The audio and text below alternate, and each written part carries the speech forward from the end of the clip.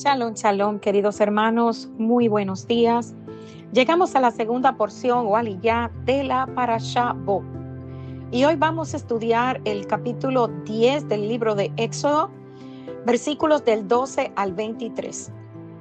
Y vemos como la escritura dice: Entonces el Eterno dijo a Moisés: Extiende tu mano sobre la tierra de Egipto para traer la langosta, a fin de que suba sobre el país de Egipto y consuma todo lo que el granizo dejó. Y extendió Moisés su vara sobre la tierra de Egipto, y el Eterno trajo un viento oriental sobre el país todo aquel día y toda aquella noche. Y al venir la mañana, el viento oriental trajo la langosta.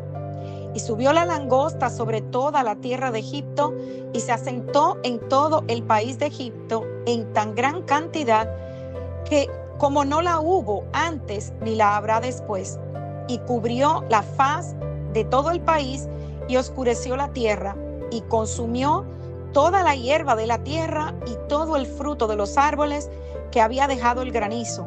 No quedó cosa verde en árboles ni en hierba del campo en toda la tierra de Egipto.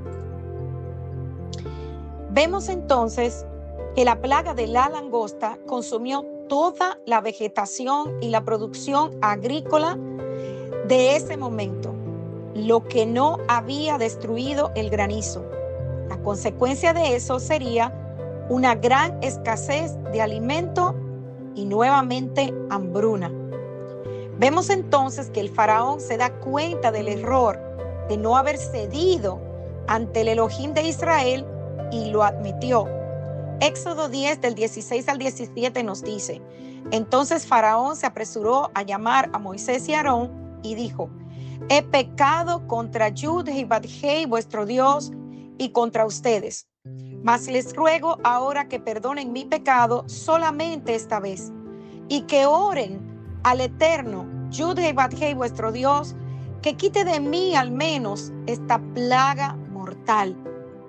Ante la muestra de arrepentimiento, la plaga fue quitada. Éxodo 10, del 18 al 20 dice: Y salió Moisés de delante del faraón y oró al Eterno. Entonces el Eterno trajo un fortísimo viento occidental y quitó la langosta y la arrojó en el Mar Rojo. Ni una langosta quedó en todo el país. Sin embargo, el arrepentimiento del faraón no era completo, ni había llegado aún al punto necesario. Al verse aliviado, volvió a la necedad de su corazón. Y Éxodo 10:20 dice: Pero el Eterno endureció el corazón de Faraón, y éste no dejó ir a los hijos de Israel. Y recordemos que ya explicamos en la porción anterior que la palabra que se traduce aquí como endureció en hebreo es hazak, que literalmente significa fortalecer. Entonces el Eterno fortaleció lo que ya había en el corazón del faraón. Al faraón no le importó ver que el país ya estaba destruido, y con esta plaga se terminó todo lo que era vegetación. El faraón hizo lo mismo que en Éxodo 9, 27 al 28. Dijo las palabras de arrepentimiento, pero no las llevó a cabo con sus acciones. Su corazón solo se endureció más después de que el Eterno se diera y mostrara su misericordia. Y una vez más llega la fácil confesión de pecado y arrepentimiento superficial que surge en él solo por el deseo de evitar las consecuencias y de que el Eterno remueva la terrible plaga. Y hermanos, vemos que en esta novena plaga que desciende sobre Egipto, esta plaga consiste en un gran enjambre de langostas que destruyeron los extensos campos que estaban cultivados en Egipto. El hecho de que el Eterno advierta al faraón que sería castigado por desobedecer las demandas de Moisés significa que la puerta para el arrepentimiento aún estaba abierta para el faraón y su pueblo.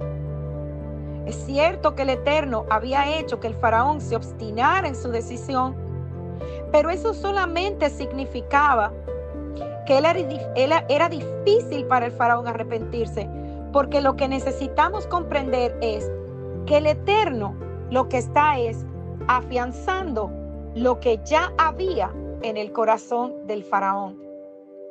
Y es interesante ver cómo esta plaga de la langosta la podemos encontrar en el capítulo 9 del libro de Apocalipsis. En este capítulo se describe cómo las langostas salieron del humo y se extendieron por la tierra. Y vemos que este libro da una descripción muy clara de las langostas. Dice que tenían el aspecto de caballos preparados para la guerra, tenían caras humanas, tenían cabello como el de las mujeres, tenían dientes como los de los leones, tenían corazas de hierro, tenían colas como las de los escorpiones, tenían aguijones en sus colas y el ruido de sus alas era como el de muchos caballos de guerra. Y fíjense que a las langostas aquí en el libro de Apocalipsis se les mandó que no dañasen a la hierba de la tierra ni a cosa verde alguna, ni a ningún árbol, sino solamente a los hombres que no tuvieran el sello de Dios en sus frentes. ¿Qué hacían entonces las langostas? Se les dio el poder de los escorpiones. Solo podían hacer daño a quienes no tenían el sello de Dios en la frente y no podían matar a la gente, pero sí causar un dolor durante aproximadamente 5 meses. Y es interesante, hermanos, que en este capítulo de Apocalipsis se habla de el sello del Eterno. Y en la Escritura se nos habla que el sello del Eterno es una señal de protección y de pertenencia que el Eterno da a los que son su pueblo. Se refiere a una marca que el Eterno pone en aquellos que Él aprueba. Y en la Escritura, el sello del Eterno se menciona en Apocalipsis capítulo 7, versículo 2, en Timoteo capítulo 2, versículo 19, y en el libro de Juan capítulo 6, versículo 27. La palabra sellado en el pacto renovado, o como lo conocemos también, Nuevo Testamento, proviene de una palabra griega que significa estampar con una marca privada. Y podemos encontrar en la Escritura algunos detalles sobre el sello del Eterno. Dice que el sello del Eterno es una marca de redención que permite a los santos escapar del último desastre. El sello del Eterno es un sello de posesión que el Eterno pone en su pueblo. El sello de Dios es un sello que el Eterno coloca en la frente del pueblo. El sello del Eterno es un sello que Él coloca en los que tienen un carácter similar al de Yeshua.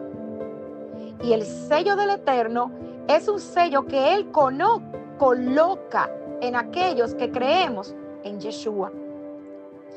Y podemos ver también que el sello nos habla también de un grupo de personas que ya tienen ese sello, o sea, que ya tienen su protección durante la tribulación, durante el juicio de esa quinta trompeta que nos habla Apocalipsis 7 del 3 al 4, y de esas langostas que salen del abismo a atacar a las personas con el poder igual al de los escorpiones.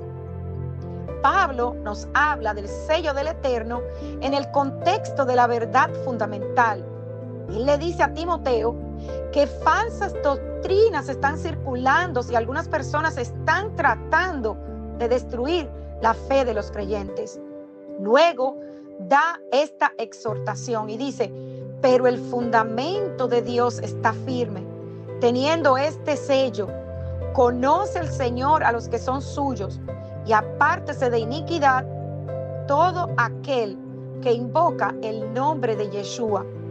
La imagen es la base de un edificio que ha sido inscrito en 2 declaraciones con el propósito de la construcción. Primero, el sello, que habla de aquellos que creen en Yeshua, pero también podemos encontrar el sello de aquellos que guardan los mandamientos, que guardan el Shabbat y que guardan las fiestas. Porque esto también, aparte de ser un sello, es una señal de que somos su pueblo. Yeshua llevaba el sello del Eterno. Sobre él ha puesto Dios el Padre su sello de aprobación, dice el libro de Juan capítulo 6, 27.